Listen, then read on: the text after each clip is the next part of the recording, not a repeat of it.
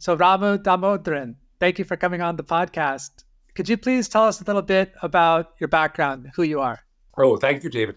I spent most of my working life at the United Nations, something I was incredibly fortunate to be able to do. I started my career really as a diplomat, a member of the Indian Foreign Service, and served in our embassies in Moscow and at the United Nations in New York, as well as a couple of long spells in Delhi. And then about 30 years ago, in 94, I was asked to join the UN on a more or less permanent basis, initially in the Department of Peacekeeping Operations, which had suddenly burgeoned with a number of missions that we had in the early 90s. And then eventually my substantive career in the Department of Global Communications, where I was fortunate to be asked to devise and to lead a program called the United Nations Academic Impact, which brought universities and institutions of higher education and research into alignment, I would say, not necessarily complete synchronicity, but working with the UN towards common cause. Very impressive. Starting your career with the UN. I started at Baskin-Robbins, scooping ice cream. So Right. almost the same thing. Could you please walk me through what it's like coming from India to Moscow and then to New York? How would you kind of map? Is there a culture shock involved there? Or if it's coming from India, are you immune to culture shock? I was, I think, David, a little protected or inured from the culture shock because I grew up in a diplomatic household. My father was a member of the Indian Foreign Service, so I spent the first 10 years of my life wandering from Colombo in today's Sri Lanka to Prague in today's Czechia to Bonn, Berlin, Beijing, or at that time Peking as it was called, and then came back to India and then went and visited my parents on vacation when they were in Moscow and Sweden and later finally in Rome in Italy. So I've personally had a lesser degree, if you will, of cultural novelty when traveling to places, and especially Moscow, since I've been there for 5 summers as a school and college student. It was wonderful to go back there. And it's one of the reasons that I opted for the Russian language and going to Moscow. I should also mention, and this is probably really a bit historic, I was there in really the high point and yet the beginning of the decline of what was then the Soviet Union. It was being ruled by a very aging troika of Leonid Brezhnev, Alexei Kosygin, and Nikolai Podgorny. And as you might know, relations with India were excellent. So we were warmly welcomed there, not only as diplomats, but also as students at the university studying the Russian language.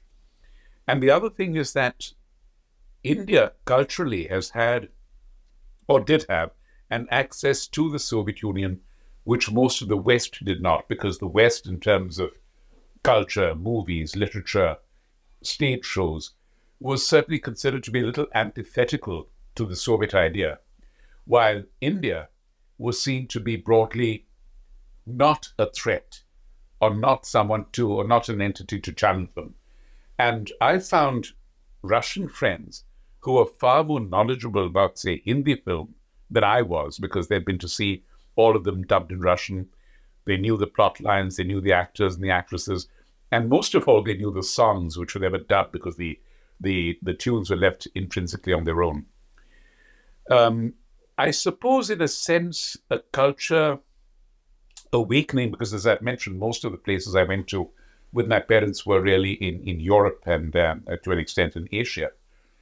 My first visits to the United States, which began when I was at the ministry in Delhi and came for the General Assembly sessions of the United Nations beginning in 1982, really gave me an exposure to a land I'd only seen, and that too very marginally, in television shows, and I must add, in comics. I'm not sure if you or your generation are as familiar as mine was with comic books, but then we grew up with Archie, with Richie Rich, with Dennis the Menace, and that was certainly, to our mind, a quintessentially American exposure, which we looked forward to at some point savoring it firsthand.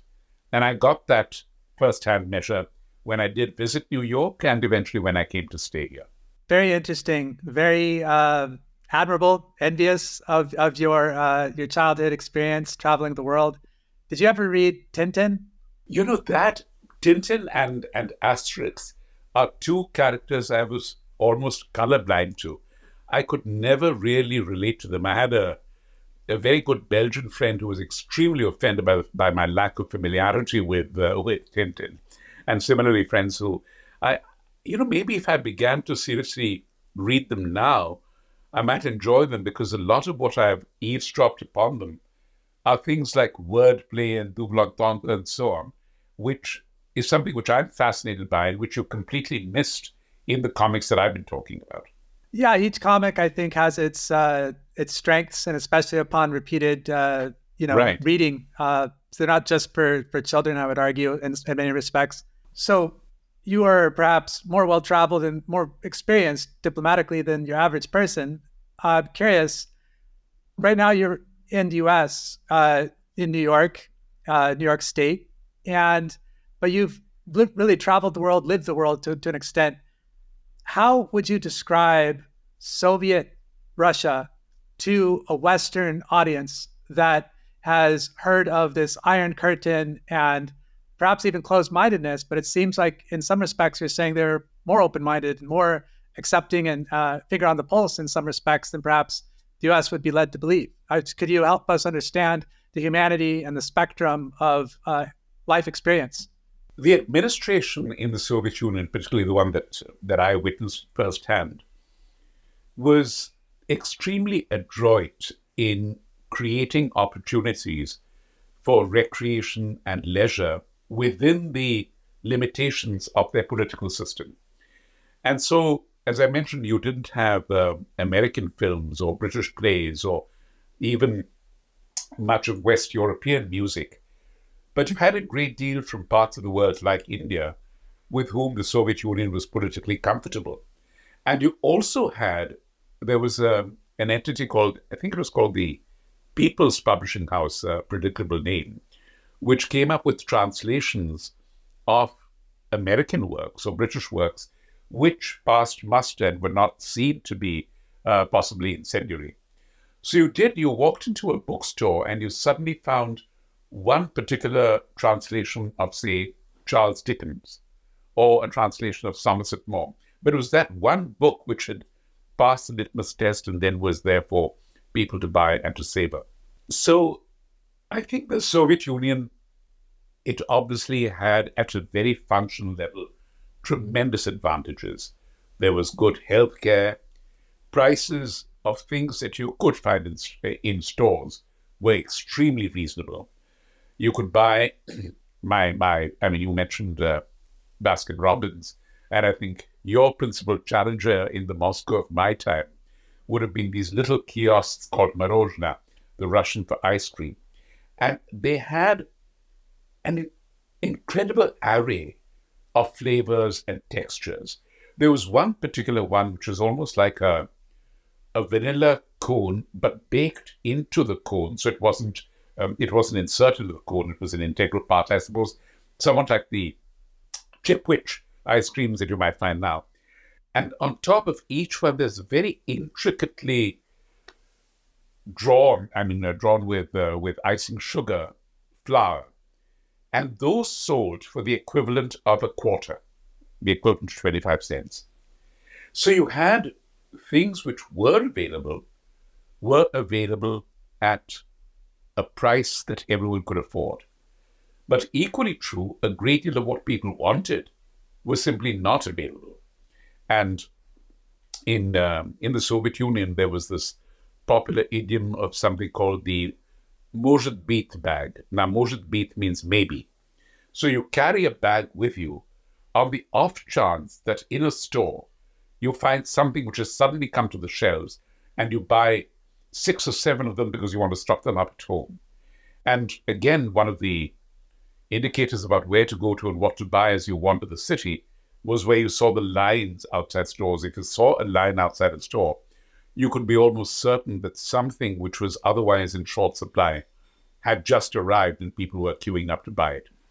So there was both that tension and that balance and that contradiction, if you will, in aspects of Soviet life.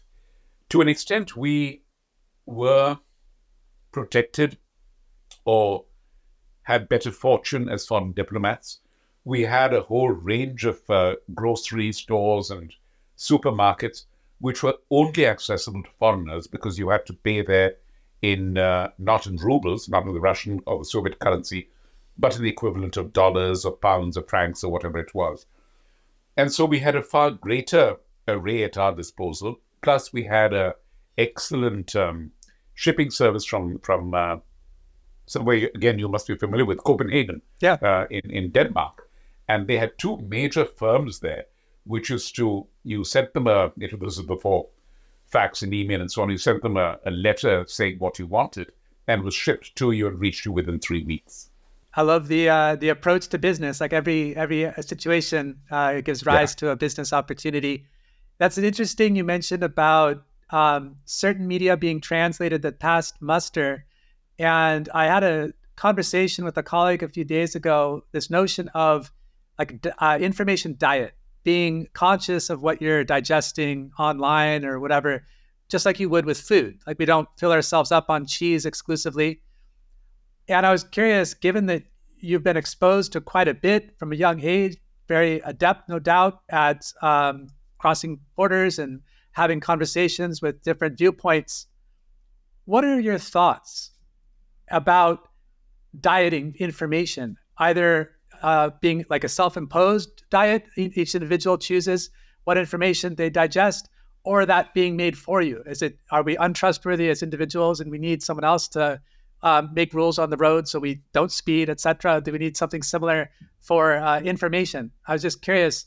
I realize it's a little bit controversial, but given your experience, could you help me understand a little bit more about that?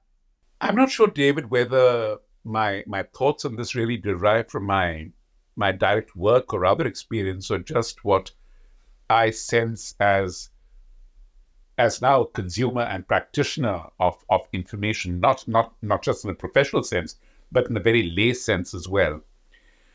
And I think the most important thing, and that's why your analogy of food dieting or food choices is so apt. It's really a question of self-restraint.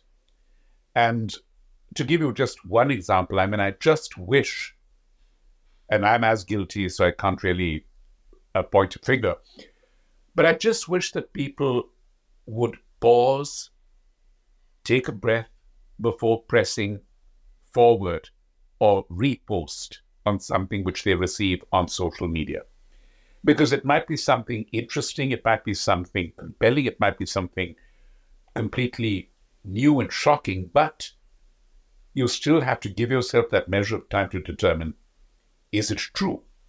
Or if it's not true, then label it as fiction, but fiction trying to make a point, not fiction masquerading as fact.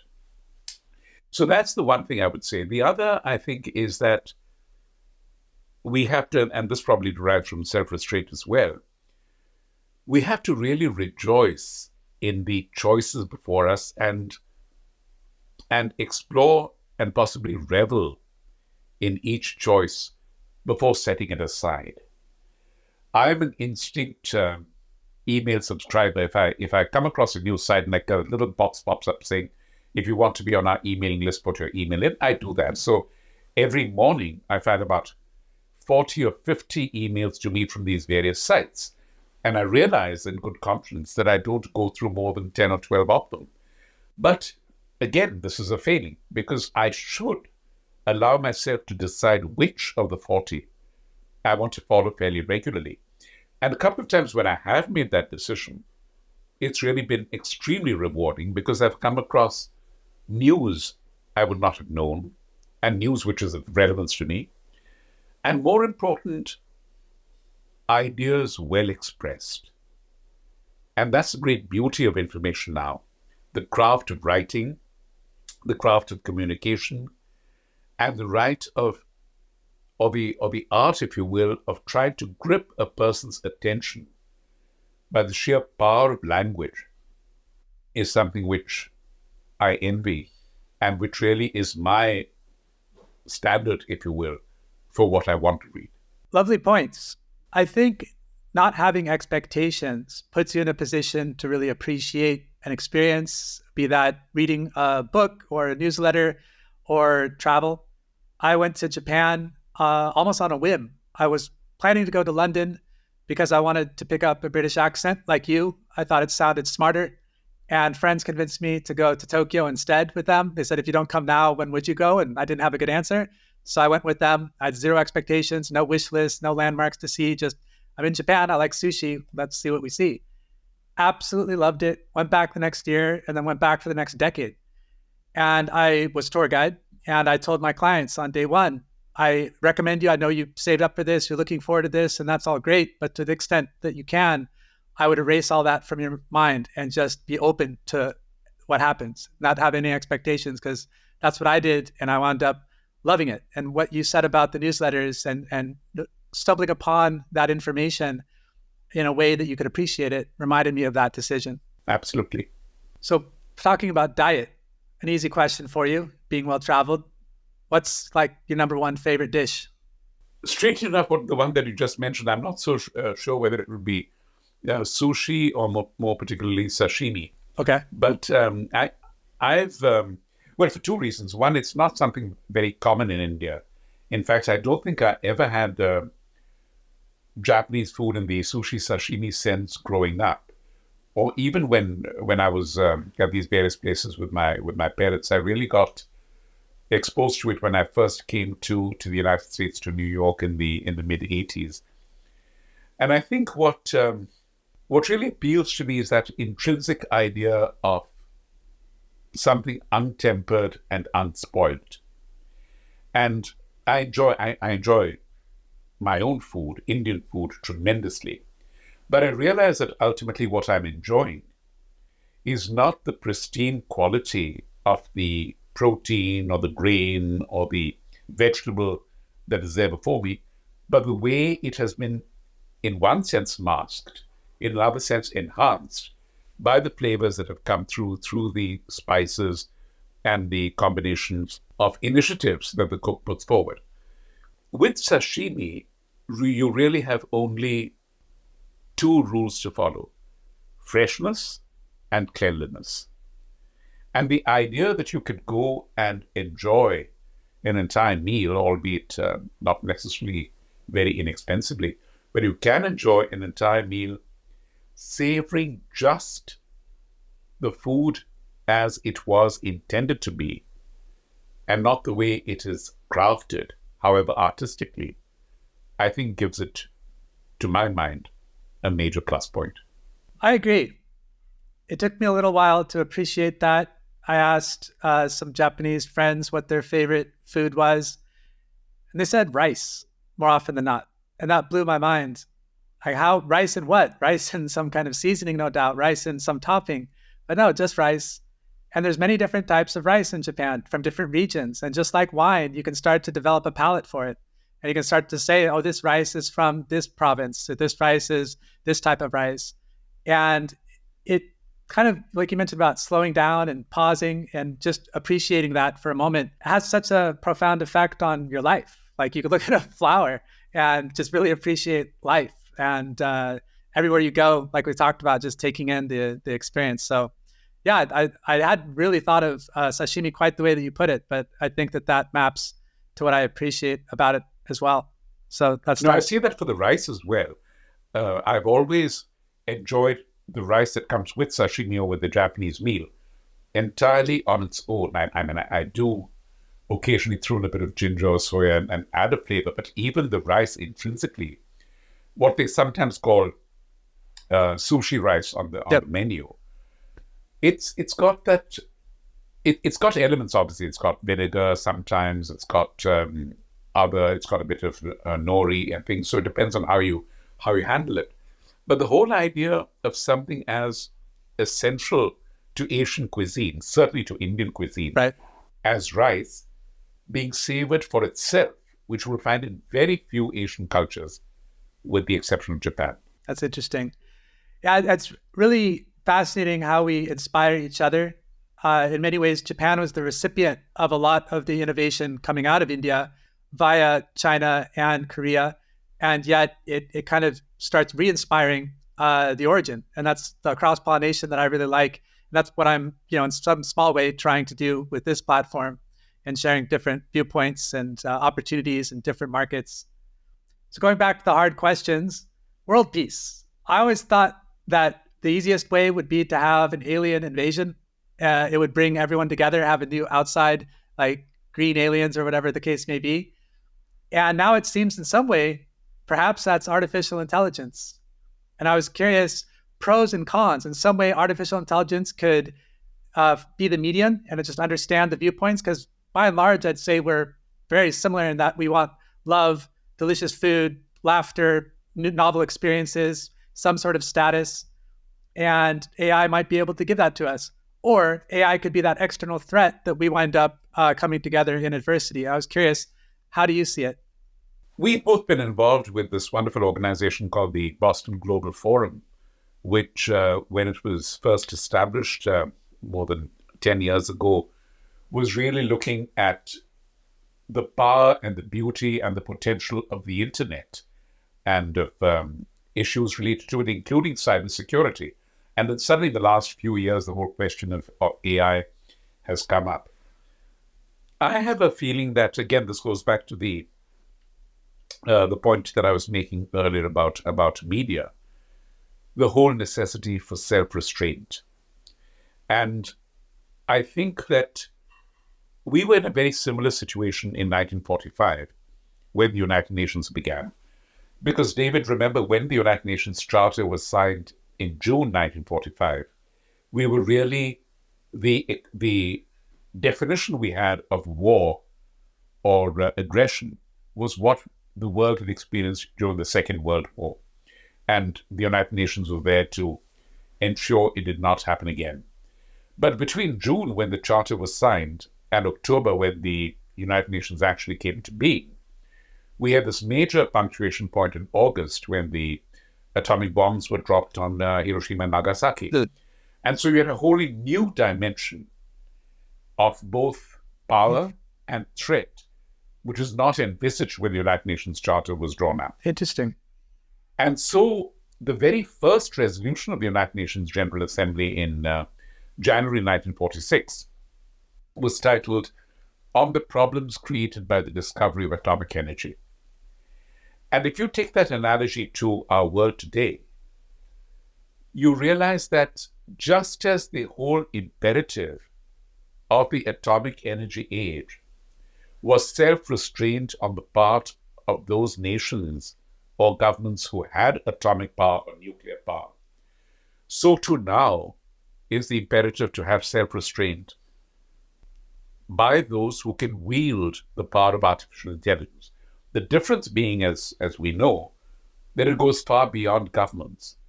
It goes to corporations. It goes possibly even to individuals. It goes to entrepreneurs. And so there is this whole balance between self-restraint in the sense of what is inimical or menacing or dangerous, self-restraint to what is purely commercial or seeking quick time profit.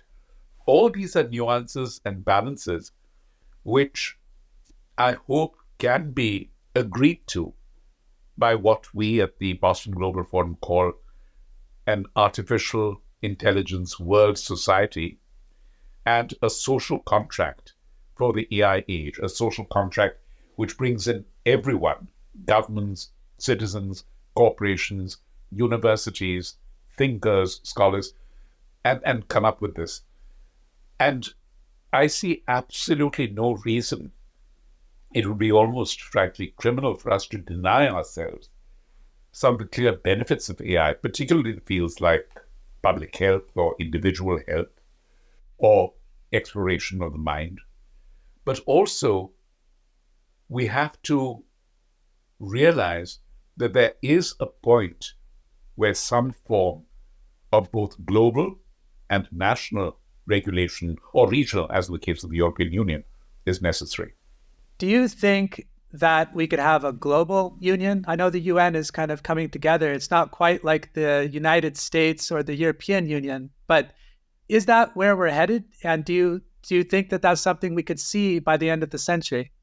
I'm fairly optimistic it is, because I'm optimistic only because the United Nations that I see today, or we see today, is so vastly different from the United Nations that I first walked into, as I said, in 1982. And it's been what I can't even um, count, but it's been more than 40 years almost, or virtually 40 years. And I would never have thought when I came to the United Nations in the 80s that we would have an international agreement which compelled nations to work with each other on how they dealt with their own peoples. And that is really what we have in the Sustainable Development Goals. You have Sustainable Development Goals on issues like poverty or hunger or education or gender rights, which are normally considered to be within the domestic province of each nation. And yet now, 193 nations have got together saying, this is an international responsibility that we're going to exercise towards our own people. So that changed within a matter of 25 years. And we still have more than 75 years left in this century. So I'm very optimistic that we can have some sort of an international mechanism which will help regulate this. And more important, as I said, a mechanism which will bring into play not only governments, but also every possible player in the realm. Interesting. Yeah, I'm excited to see how that unfolds. Going back a little bit into your past, maybe not so much back in the past, but could you talk a little bit more about the academic impact that you're involved with in the UN? The idea behind the academic impact was fairly straightforward. It was that we have this tremendous community of research on subjects which are not immediately linked as disciplines to the United Nations. If you went in the 1990s or early 2000s and asked universities, do you have courses relevant to the United Nations? The answers would almost predictably be international relations, law, political studies. At the most, you might have a very boutique area like, say, environmental studies, which had just come up because of the obvious interest in a global management of the commons. But no one would really think of subjects like physics or chemistry or biology or architecture or engineering as compellingly UN relevant. And the point that we were trying to make in the academic impact is that if you agree that the purpose of scholarship is to enlarge the canvas of human knowledge and consciousness to better conditions for human beings everywhere, then that's exactly what the United Nations was established to do. So there's a complete sync there, which has to be explored. And so all that we said we would aim for is ask each university that joined the academic impact to look at the work they were doing in a human-centered focus, which really became, therefore, a United Nations focus, and hence hence the term academic impact, that this is an impact that scholarship makes on the lives of children and women and men everywhere. And I'm proud to say we now have almost 2,000 institutions that are members of it. I realize that there are many institutions that have chosen not to be members of it. To my mind, not for the most persuasive of reasons. Some of them feel that anything connected with the United Nations is by definition political, and they would prefer their universities or their institutions to be outside politics. But fair enough. That's something which I think might change with time, or it may not. But I'm also conscious of the fact that many of the universities that have not joined the academic impact are doing stellar work on the lines of what members of the academic impact are doing. So in that sense, it's really a win-win situation for all. Interesting. Yeah, I didn't realize there were that many universities already a part of it, and I assume still growing. Yeah, absolutely. So where would you like to travel next for pleasure? I'm just curious, being all the places you've been. I think what I would really like to do, and I've been to that country before. I'm talking about Italy. I've been to Italy before, but in sort of in small bites, as it were, and portions. I really would like to wander Italy, and one of the dreams I've always had is wander Italy and stay in monasteries and convents and the like, many of which are now admit visitors or overnight guests and so on payment. So it's not really barging into a prefectory or anything, but then going there purely as you would to a hotel. I was fortunate to be able to do that in, I think in the year 2001, if I'm not mistaken, when I went to Assisi. I was in Rome for work, and I went to Assisi on a holiday, and I stayed in a convent there, which was run by a very vivacious and almost boisterous group of nuns. It was such fun. But the whole idea of being there, the lawns and the grounds were splendid. The town itself, as you probably know, is remarkable. And creature comforts in terms of the room and the food and so on. There's nothing one could ask for more. So I would like to do that at some point, just wander through that lovely country and almost pretend that I'm in the 16th century, but not deny myself 21st century comforts. Love it. I haven't done that yet, but I did perhaps something similar in Japan, a temple stay, a Buddhist temple stay. Have you ever tried that? Well, we went to Japan in March and stayed at a ryokan, Yep. which was obviously not like a temple stay, but then we went and spent an afternoon at a temple with their, as you must have experienced, as the vegetarian lunch you have at a temple is probably Remarkable.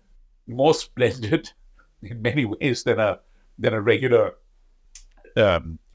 restaurant Japanese meal, because it's so carefully and intricately done. And again, it's almost, to go back to our earlier conversation, it's almost the vegetarian equivalent of sashimi, because again, every vegetable, every grain is allowed to take on its own form and flavor without too much being added onto it. At the most, dab of vinegar, occasionally a bit of sea salt, or on the side you might have a bit of shiso or the like. But otherwise, it's really the inherent indigenous flavor of the fruit and vegetable that come through. And that was certainly an experience. And the creativity with which they use the different ingredients. So for example, with soy, they can make yuba, which is like the curd at the top of the soy as they cook it. And they can do magical things with that. I don't know off the top of my head how many variations there are, but they can make it look and taste, like you mentioned, textures before.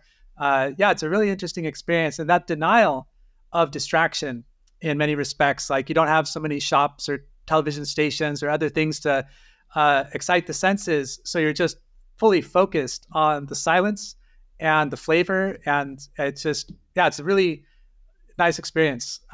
So I only did it for like 24 hours a few times, but it would be interesting to go for like a longer, maybe 10-day or 2-week. So you stayed at the temple? Yes. Yeah. Just for one night, and then wake up really early in the morning with the monks to do the, the recitation, the prayer, if you will. I'm not personally Buddhist, but I admire the discipline and the practice. I wholeheartedly recommend it to anybody. I believe there are a couple of these Buddhist overnight monasteries in the United States as well. Okay. Where you can, it's both Japanese and Southeast Asian. And I don't know if they're still there, but I've read about these 10, 15 years ago and always wanted to go, but I haven't yet got around to it. Because I believe they might follow two different sects of Buddhism, being Southeast That's Asian possible. and Japanese. So they basically come together. It's like a miniature UN of Buddhism. Yes. Fascinating. Yeah, I would be interested in learning more about that. So to close, you have all the powers in all the world for one day. What do you do? What needs changing? As far as like our global community, from a UN perspective, I guess I should specify a little bit more. Again, I come back to that same point, which I probably is a little tired by now, but But each question you ask brings it to mind in a wholly different way. And that's, again, self-restraint. Okay. I mean, if we think about what we need most, and if you think of this magical 24 hours in which you could transform the planet and those who are fortunate to live upon it, it's self-restraint in the sense of political or military ambition, political or military power, political or military recklessness. All of this has to be not necessarily curtailed by external forces, which has all too often been done, but by the person who is capable of exercising or misusing that power herself or himself. It's also true of the larger planet in which we live, self-restraint in terms of exploiting the resources with which our world is blessed and which are tragically finite and very limited, and which often mitigate and clash with each other as we deplete one and find the others that are not yet depleted at risk. There's self-restraint in the terms of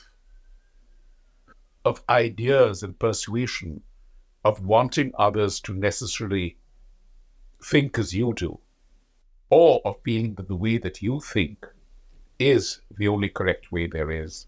That's very well said and definitely resonates. And I think it's probably all the more true if you're saying all the things we've touched on, that keeps coming back to self-restraint. I'm curious about the last point you just made. Given my own experience, I don't know what I think, to be honest with you. And I feel often I'm speaking as if I do. And I wonder to how broad is that? Is that all of us? Do we actually know what we think? Because things are moving so quickly and we have a quote unquote opinion, but a couple of odd things happen. I don't know that we really have an opinion, for one thing.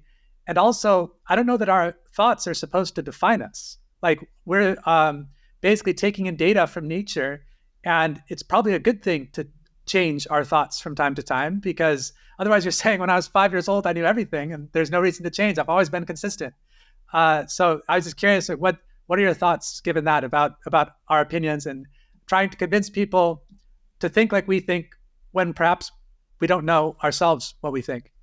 I think you've put it very well, David, and in a sense that that actually articulates far more effectively what that point I was trying to make is, which is that you must have self-restraint in accepting new ideas and new possibilities. So the ideas and possibilities that you had when you were 5 years old are far more magnified now at this point in your life. And so you have two alternatives before you. You either revel in this exuberance of possibilities and let all the ideas clash and toss themselves in your head and go for whatever appeals to you at any given moment. Or you allow yourself that self-restraint and your quality of life as someone who's now fortunate to be older than 5, to be able to use your discernment, use your judgment, and use your sense of self-restraint to be able to weigh which option you feel generally comfortable with, and the option which fulfills the other elements of self-restraint in your life: political, ecological, environmental, religious, temperamental. Any facet of our life, I think, would be diet for that matter, since we've spent time talking about food. So it's all a question of what's the other way of putting self-restraint. The idea that I am not the world. The world is not me. There are others, and I don't need to inhibit or limit, demean, diminish, or in any way deny myself by being cognizant of that fact. Well said. I like that line from Amma's message on November 2nd that we saw, when she's talking about the analogy of the child looking at the sky through the window and claiming it. I thought that was beautiful and so true. So that 5-year-old's still alive and well, I can tell you. But yes, I would like to think I added 1 or 2 thoughts to his toolbox. Well, Ramu, thank you very much for talking to me and our audience today. It's fascinating to get your perspective. Is there anywhere that you'd like to direct people to follow what you're doing or causes that you care about? Well, I mean, if you are interested, please do follow the Academic Impact. It's academicimpact.un.org. And it gives you an idea of what universities around the world are doing in obviously an abbreviated sense.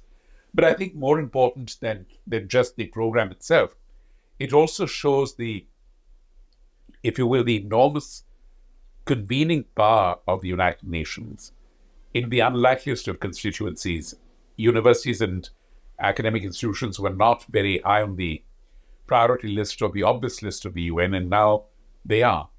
And if you take that analogy a step further, and this very rich conversation we've had, with both the opportunities and the dangers that the century is going to bring to us, and we've talked about artificial intelligence, we have much more tangible threats and dangers in the sense of pandemics and disease, in the sense of conflict, in the sense of natural disasters.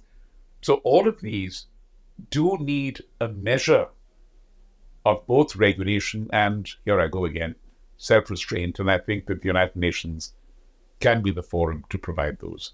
Well, I think you've given me the title for this podcast. Thank you very much. Yeah, great message. It is a pleasure, Ramu, and take care. Thank you, David. Thank you. Bye.